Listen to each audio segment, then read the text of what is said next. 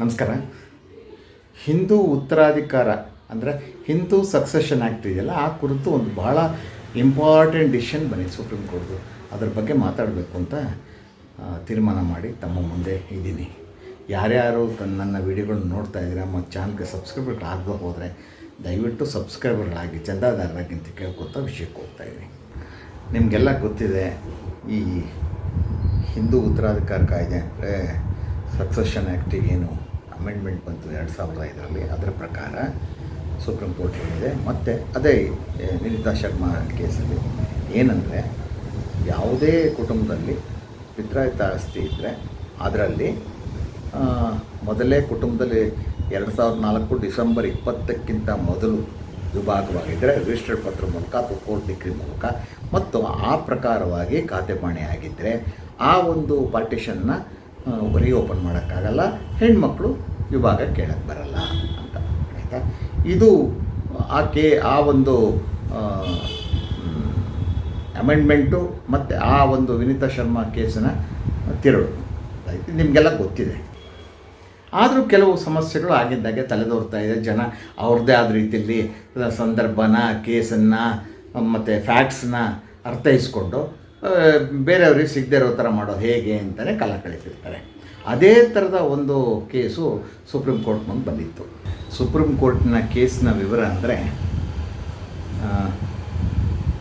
SLP 23/7/9 2024. ಆಯಿತಾ? ಇದು BS Lalitha and others, ಇವ್ರ ಅಪಲೆಂಟ್ಸು, ಮತ್ತು ವರ್ಸಸ್ ಭುವನೇಶ್ ಆ್ಯಂಡ್ ಅದರ್ಸ್, ಇವ್ರ ರೆಸ್ಪಾಂಡೆಂಟ್ಸು. ಇದು ರಿಪೋರ್ಟ್ ಆಗ್ತದೆ, ರಿಪೋರ್ಟಬಲ್ ಅಂತ ಆರ್ಡರ್ ಮಾಡಿದ್ದಾರೆ, ರಿಪೋರ್ಟ್ ಆಗುತ್ತೆ. ಆಯಿತಾ? ಇದು ಕೇಸಿನ ವಿವರ. ನಾನು ಡಿಸ್ಕ್ರಿಪ್ಷನ್ ಬಾಕ್ಸಲ್ಲಿ ಇದನ್ನು ಹಾಕಿರ್ತೀನಿ, ತಾವು ನೋಡ್ಕೋಬೋದು. ತಂದೆ 3 ಜನ ಹೆಣ್ಮಕ್ಳು ಮತ್ತು 4 ಜನ ಗಂಡು ಮಕ್ಕಳು, ಹೆಂಡತಿ ಇರ್ತಾರೆ. ತಂದೆ 85ರಲ್ಲಿ ತೀರ್ಕೊಳ್ತಾರೆ, ಗೊತ್ತಾಯ್ತಾ? ಆ ಕುಟುಂಬಕ್ಕೆ ಒಂದಿಷ್ಟು ಆಸ್ತಿಗಳಿರುತ್ತೆ. ತಂದೆ ತೀರ್ಕೊಂಡ ಮೇಲೆ 85ರಲ್ಲಿ ಒಂದು ಪಾಲ್ಪಟ್ಟಿ ಮಾಡ್ಕೊಳ್ತಾರೆ ಮಕ್ಕಳ, ಗಂಡು ಮಕ್ಕಳು ಮತ್ತು ತಾಯಿ ಅಷ್ಟೇ, ಹೆಣ್ಮಕ್ಳನ್ನ ಸೇರಿಸ್ಕೊಳ್ಳೋದು. ತದನಂತರದಲ್ಲಿ 2000ರಲ್ಲಿ ಒಂದು ರಿಜಿಸ್ಟರ್ಡ್ ಪಾರ್ಟಿಷನ್ ಡೀಡ್ ಮಾಡ್ಕೊಳ್ತಾರೆ. ಯಾರು? 4 ಜನ ಗಂಡು ಮಕ್ಕಳು ಮತ್ತು ತಾಯಿ. ಅಲ್ಲೂ ಕೂಡ ಹೆಣ್ಮಕ್ಳಿಗೆ ಕರೆಯಲ್ಲ, ಅವರು ಪಾರ್ಟಿಷನ್ ಮಾಡ್ಕೊಂಡ್ಬಿಡ್ತಾರೆ. ಅದನ್ನು ಚಾಲೆಂಜ್ ಮಾಡಿ ನಮಗೂ ಬರಬೇಕು, 8ನೇ ಒಂದು ಭಾಗ ಬರಬೇಕು, ನಾವು 8 ಜನ ಇರ್ತಕ್ಕಂಥದ್ದು ಅಂಥೇಳಿ ಇವರು ದಾವ ಹಾಕಿದ್ದಾರೆ. ಆಯಿತಾ? ದಾವ ಹಾಕಿದರೆ ಅಲ್ಲಿ ಮುಖ್ಯವಾಗಿ ಬಂದಂಥ ಪ್ರಶ್ನೆ ಏನಂದರೆ, ಯಾರೂ ವಾದಿಗಳಲ್ಲ, ಪ್ರತಿವಾದಿಗಳು ಹೇಳ್ತಕ್ಕಂಥದ್ದು ಏನಂದರೆ, 2004 ಡಿಸೆಂಬರ್ 20ಕ್ಕಿಂತ ಮೊದಲು ಕುಟುಂಬದಲ್ಲಿ ವಿಭಾಗ ಆಗಿದೆ ಅಂತಾದರೆ ಅದು ಸೆಕ್ಷನ್ 65 ಅಡಿಗೆ ಬರುತ್ತೆ. ಆದ್ದರಿಂದ ಇವರು ಯಾವುದೇ ಶೇರನ್ನು ಕೇಳಕ್ಕೆ ಬರೋಲ್ಲ, ಅವ್ರಿಗೆ ಯಾವುದೇ ಹಕ್ಕನ್ನು ಕಾನೂನು ನೀಡಿಲ್ಲ ಅಂತ ಹೇಳ್ತಾರೆ. ಆಯಿತಾ? ಅವರ ಅರ್ಥೈಸುವಿಕೆ ಅದು. ಪಾರ್ಟಿಷನ್ ಆಗೋಗ್ಬಿಟ್ಟಿದೆ, ಈಗ ಕೊಡಕ್ಕೆ ಬರಲ್ಲ ಅಂತ. ಆದರೆ ಈ ಯಾರು ಕೇಸ್ ಹಾಕಿದ್ದಾರೆ ಅವ್ರ ವಾದ ಅಂದರೆ, ಈ 2004 ಡಿಸೆಂಬರ್ 20ಕ್ಕಿಂತ ನೀವು ಮೊದಲು ಪಾರ್ಟಿಷನ್ ಮಾಡ್ಕೊಂಡಿದ್ದೀರ, ಹೌದು, ಕರೆಕ್ಟು. ಆದರೆ ತಂದೆ ತೀರೋದ್ರಲ್ಲ, ಅವ್ರ ಶೇರು ಯಾರಿಗೆ ಬರಬೇಕು? ಅವರು ಆ ಪ್ರಕಾರ ಈ ಏನು ಆ ತಂದೆ ಹೋದ್ರಲ್ಲ, ಯಾರು 85ರಲ್ಲಿ, ಆ ತಂದೆ ಪಾರ್ಟಿಷನ್ ಆಗಿದ್ದರೆ ಅವ್ರಿಗೊಂದು ಶೇರ್ ಬರ್ತಿತ್ತಲ್ಲ, ಅವ್ರ ಶೇರ್ ಇದೆಯಲ್ಲ, ಅವರು ಯಾವುದೇ ಇಂಟೆಸ್ಟೇಟ್ ಸತ್ತೋದ್ರು, ಇಂಟೆಸ್ಟೇಟ್ ಪ್ರಾಪರ್ಟಿ ಅಂತೀವಿ ಅದಕ್ಕೆ. ಅಂದರೆ ಯಾವುದೇ ವಿಲ್ಲನ್ನು ಬರೀದೆ, ಯಾವುದೇ ರೀತಿಯಲ್ಲಿ ಡಿಸ್ಪೋಸ್ ಮಾಡದೆ ಸತ್ತೋದ್ರಲ್ಲ, ಆದ್ದರಿಂದ ಅವರ ಪ್ರಾಪರ್ಟಿ ಏನಿತ್ತು ಅದಕ್ಕೆ ನಾವು ಕ್ಲಾಸ್ 1 ವಾರಸುದಾರರು, ನಮಗೂ ಬರಬೇಕಲ್ಲ ಅಂತ ಇವ್ರ ವಾದ. ಇದು ಕಾನೂನಿನ ಒಂದು ಅರ್ಥೈಸುವಿಕೆಗೆ ಒಳಗಾಗತ್ತೆ. ಏನು ಅವರೇನು ಮಾಡ್ತಾರೆ, ಯಾರು ಪ್ರತಿವಾದಿಗಳು ಟ್ರಯಲ್ ಕೋರ್ಟಲ್ಲಿ ಅರ್ಜಿ ಹಾಕ್ತಾರೆ, ಆರ್ಡರ್ 7 ರೂಲ್ 11 ಇವ್ರಿಗೆ ಹಕ್ಕಿಲ್ಲ, ವಜಾ ಮಾಡಿ, ಈಗ ಪಾರ್ಟಿಷನ್ ಆಗಿರೋದ್ರಿಂದ ಮತ್ತೆ ಪಾರ್ಟಿಷನ್ ಮಾಡೋಕ್ಕೆ ಬರಲ್ಲ ಅಂತ ಒಂದು ಸಲ. ಅದು ಹೈಕೋರ್ಟ್ ತನಕ ಹೋಗಿ ರಿಜೆಕ್ಟ್ ಆಗುತ್ತೆ, ಮಾಡೋಕ್ಕೆ ಬರಲ್ಲ, ಇದು ವಜಾ ಆಗಿದೆ ಅಂಥೇಳಿ. 2ನೇ ಸಲ ಮತ್ತೆ ಇನ್ನೊಬ್ಬರು ಬೇರೆ ಪ್ರತಿವಾದಿ ಒಬ್ಬರು ಹಾಕ್ತಾರೆ. ಮೊದಲೊಬ್ಬ 3 ಜನ ಹಾಕಿದ್ರು, ಆಮೇಲೆ ಇನ್ನೊಬ್ಬರು ಹಾಕ್ತಾರೆ, ಇನ್ನೊಬ್ಬರು ವಾರಸುದಾರರು ಹಾಕ್ತಾರೆ. ಅದು ಅಲೋ ಮಾಡ್ತಾರೆ ಮತ್ತು ಹೈಕೋರ್ಟ್ಗೆ ಹೋಗುತ್ತೆ. ಹೈಕೋರ್ಟಲ್ಲೂ ಕೂಡ ಅಲೋ ಮಾಡ್ತಾರೆ, ಬರುತ್ತೆ ಇದು ಅಂಥೇಳಿ. ಇದು ಒಂದು ಸಲ ಅದೇ ಹೈಕೋರ್ಟ್ ಬರಲ್ಲ ಅಂತ ಹೇಳುತ್ತೆ, ಒಂದು ಸಲ ಹೈಕೋರ್ಟು ಬರುತ್ತೆ ಅಂತ ಹೇಳುತ್ತೆ. ಇದು ಪ್ರಶ್ನೆ, ಮುಖ್ಯವಾದ ಪ್ರಶ್ನೆ ಇದೆ. ಇದು ಸುಪ್ರೀಂ ಕೋರ್ಟ್ ಮುಂದೆ ಬಂತು. ಸುಪ್ರೀಂ ಕೋರ್ಟ್ ಕೇಳಿದ್ದಷ್ಟೇ, ಆಯಿತು, ಡಿಸೆಂಬರ್ 20, 2004ಕ್ಕಿಂತ ಮೊದಲು ಪಾರ್ಟಿಷನ್ ಆದರೆ ಅವ್ರಿಗೆ ಹಕ್ಕು ಬರಲ್ಲ, ಆಯಿತು, ಅವರು ಪರ್ಸನಲ್ಲೇ ಅವ್ರಿಗೂ ಈಕ್ವಲ್ ರೈಟ್ ಬರುತ್ತೆ ಅಂತ ಯಾವುದು 2005 ಅಮೆಂಡ್ಮೆಂಟ್ ಹೇಳುತ್ತೆ.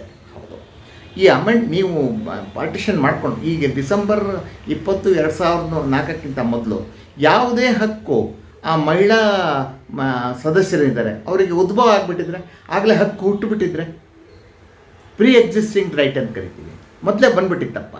ಅದು ಹೇಗೆ ಅಂದರೆ, ಯಾರಾದರೂ ತೀರು ಹೋಗ್ತಾರಲ್ಲ, ತೀರು ಹೋದ ತಕ್ಷಣ ಅವರು ಯಾವುದೇ ವಿಲ್ ಬರದೆ ತೀರು ಹೋದರೆ ಅವ್ರ ವಾರಸ್ದಾರಿಗೆ ಹಕ್ಕು ಬಂದ್ಬಿಡುತ್ತೆ ಆಸ್ತಿ ಮೇಲೆ. ಗಂಡ್ಮಕ್ಕಳಾಗಲಿ ಹೆಣ್ಮಕ್ಳಾಗಲಿ ಹೆಂಡತಿ ಆಗಲಿ ತಾಯಿ ಆಗಲಿ ಅವ್ರು ಈಕ್ವಲಾಗಿ ಹಂಚ್ಕೋಬೋದು ಅಲ್ವಾ. ಅದೇ ರೀತಿ 2004 ಡಿಸೆಂಬರ್ 20ಕ್ಕಿಂತ ಮೊದಲು ನೀವು ಪಾರ್ಟಿಷನ್ ಮಾಡಿಕೊಂಡ್ರೆ, ಗೊತ್ತಾಯ್ತಾ, ಅದರಲ್ಲಿ ತಂದೆಯ ಭಾಗವನ್ನು ಸೇರಿಸ್ಕೊಂಡು ಮಾಡಿಕೊಂಡ್ರೆ ನೀವು, ಅದು ಪಾರ್ಟಿಷನ್ಗೆ ಯಾವುದೇ ಬೆಲೆ ಇಲ್ಲ. ಆ ಹೆಣ್ಮಕ್ಳಿಗೆ ಹಕ್ಕಿಲ್ಲ ಅಂತ ಹೇಳಕ್ಕೆ ಬರಲ್ಲ. ನೀವು ತಂದೆಯ ಭಾಗ ಏನಿತ್ತು ಆ ತಂದೆಯ ಭಾಗದಲ್ಲಿ ಅವರಿಗೂ ಭಾಗ ಕೊಡಬೇಕಿತ್ತು. ಅವರು ಕ್ಲಾಸ್ 1 ಹೇರ್ಸು ಅಂದರೆ ಮೊದಲ ವರ್ಗದ ವಾರಸ್ದಾರರು, ನೀವು ಕೊಟ್ಟಿಲ್ಲ, ಆದ್ದರಿಂದ ಅವ್ರಿಗೂ ಬರುತ್ತೆ. ಆದ್ದರಿಂದ ಈ ದಾವ ಅವ್ರು ಹಾಕಿರ್ತಕ್ಕಂಥ ಪಾರ್ಟಿಷನ್ಗೆ ಏನು ದಾವ ಹಾಕಿದ್ದಾರೆ ಅದು ಮೇಂಟೈನಬಲ್ಲು. ನಾವು ಏನು ರಿಜೆಕ್ಟ್ ಮಾಡಿದ್ರು ಆರ್ಡರ್ 7 ರೂಲ್ನಲ್ಲಿ ಅದನ್ನು ರಿಸ್ಟೋರ್ ಮಾಡ್ತಾಯಿದ್ದೀವಿ. ಹೊಸದಾಗಿ ವಿಚಾರಣೆ ಆಗಿಲ್ಲ, ವಿಚಾರಣೆ ಆಗಲಿ, ತೀರ್ಪು ಬರಲಿ, ಕೋರ್ಟ್ ತೀರ್ಮಾನ ಮಾಡಲಿ ಎವಿಡೆನ್ಸಿನ ಆಧಾರದ ಮೇಲೆ ಅಂತ ವಾಪಸ್ ಕಳಿಸಿದೆ. ಇದು ಈ ಕೇಸಿನ ತಾತ್ಪರ್ಯ. ಅಂದರೆ ನಾನು ಹೇಳಕ್ಕೆ ಹೊರಟಿರೋದು ಮತ್ತು ಈ ಕೇಸಿನ ತಾತ್ಪರ್ಯ ಏನಂದರೆ ಇಷ್ಟೇ, ಒಂದು ರಿಜಿಸ್ಟರ್ಡ್ ಇದು ಪಾರ್ಟಿಷನ್ ಆಗಿದೆ ಅನ್ನೋ ಕಾರಣಕ್ಕೆ ಹೆಣ್ಮಕ್ಳಿಗೆ ಹಕ್ಕಿಲ್ಲ ಅಂತ ಹೇಳಕ್ಕೆ ಬರಲ್ಲ. ಆದರೆ ತಂದೆ ಮೊದಲೇ ತೀರು ಹೋಗಿದ್ದರೆ, ಆ ತಾರೀಕಿನಿಂದ ಡಿಸೆಂಬರ್ 20, 2004ಕ್ಕಿಂತ ಮೊದಲು ತಂದೆ ತೀರು ಹೋಗಿದ್ದರೆ, ಆ ತಂದೆಯ ವಾರಸ್ದಾರರಾಗಿ ಕ್ಲಾಸ್ 1 ಹೇರಾಗಿ ಹೆಣ್ಮಕ್ಳಿಗೆ, ಗಂಡು ಮಕ್ಕಳಿಗೆ, ಹೆಂಡತಿಗೆ, ತಾಯಿಗೆ ಹಕ್ಕಿದ್ದೇ ಇದೆ. ಆ ಹಕ್ಕನ್ನು ಯಾರು ಡಿನೇ ಮಾಡೋಕ್ಕೆ ಬರಲ್ಲ. ತಪ್ಪಾಗಿ ಅರ್ಥೈಸಬಾರ್ದು. ಈ ಪಾರ್ಟಿಷನ್ ಆಗಿದೆ ಅನ್ನೋ ಕಾರಣಕ್ಕೆ ಅವ್ರಿಗೆ ಹಕ್ಕೇ ಇಲ್ಲ ಅಂತ ಹೇಳಕ್ಕೆ ಬರಲ್ಲ. ಯಾಕಂದರೆ ಅವ್ರಿಗಾಗಲೇ ಹಕ್ಕು ಬಂದುಬಿಟ್ಟಿರುತ್ತೆ, ದತ್ತಕವಾಗಿರುತ್ತೆ. ಯಾಕೆ? ತಂದೆ ಸತ್ತೋದರು. ಇದರಿಂದ ಕಾನೂನಿನ ಅಂಶಗಳನ್ನು, ಈ ವಿನಿತಾ ಶರ್ಮಾ ಕೇಸಲ್ಲೂ ಇದನ್ನೇ ಹೇಳಿರೋದು, ಅವರು ಡಿಸ್ಟರ್ಬ್ ಮಾಡಿಲ್ಲ. ಈಗಾಗಲೇ ಏನು ಬಂದುಬಿಟ್ಟಿದೆ ಹಕ್ಕು ಅವರಿಗೆ, ತಂದೆ ಸಾವಿನಿಂದ ಬಂದುಬಿಟ್ಟಿದೆ ಹಕ್ಕು ಆ ಪ್ರಾಪರ್ಟಿ ಮೇಲೆ, ಅದನ್ನು ಕೊಡಬೇಡಿ ಅಂತ ಹೇಳಲ್ಲ ಯಾವುದು ವಿನಿತಾ ಶರ್ಮಾ ಏನು ಹೇಳುತ್ತೆ, ಪ್ರಾಪರ್ಟಿ ತಂದೆದು ಇಲ್ಲದೆ ಹೋದರೆ ನೀವೆಲ್ಲ ಹಂಚ್ಕೊಂಡ್ರೆ ಅದು ಇವ್ರು ಕೇಳಕ್ಕೆ ಬರಲ್ಲ ಅಂತ. ಆದರೆ ತಂದೆಯ ಭಾಗವನ್ನು ಕೊಡಲೇಬೇಕಲ್ಲ, ಅದನ್ನು ಕೊಡಿ ಅಂಥೇಳಿ, ಕೊಡಬೇಕಾಗತ್ತೆ ಅಂಥೇಳಿ ಆರ್ಡರ್ 7 ರೂಲ್ 1 ಅಪ್ಲಿಕೇಶನ್ನ ಅವರೇನು ಅಲೌ ಮಾಡಿದ್ರು ಹೈಕೋರ್ಟ್ನವರು, ಅದನ್ನು ರಿವರ್ಸ್ ಮಾಡಿ ವಾಪಸ್ಸು ಟ್ರಯಲ್ ಕೋರ್ಟಿಗೆ ಕಳಿಸ್ಕೊಟ್ಟಿದೆ. ಗೊತ್ತಾಯ್ತಾ?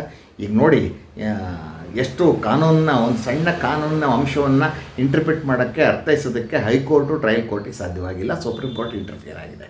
ನಾನು ಯಾವತ್ತೂ ಹೇಳ್ತಾ ಇದ್ದೀನಿ, ಒಂದು ಸಣ್ಣ ವಿಷಯಗಳು ಕೂಡ ಹೈಕೋರ್ಟಿಗೆ ಇಂಟರ್ಪ್ರಿಟ್ ಮಾಡೋಕ್ಕಾಗ್ತಾಯಿಲ್ಲ. ತಪ್ಪಾಗಿ ಇಂಟರ್ಪ್ರಿಟ್ ಮಾಡ್ತಾಯಿದ್ದಾರೆ, ತಪ್ಪಾಗಿ ಆರ್ಡರ್ ಮಾಡ್ತಾಯಿದ್ದಾರೆ.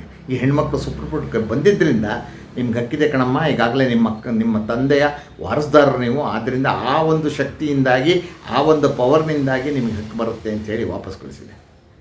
ಇದು ಈ ಕೇಸಿನ ಸಾರ ಮತ್ತು ರೇಷಿಯೋ ಮತ್ತು ಇದು ಸುಪ್ರೀಂ ಕೋರ್ಟು ಹೇಳಿದಂಥ ಪ್ರಿನ್ಸಿಪಲ್.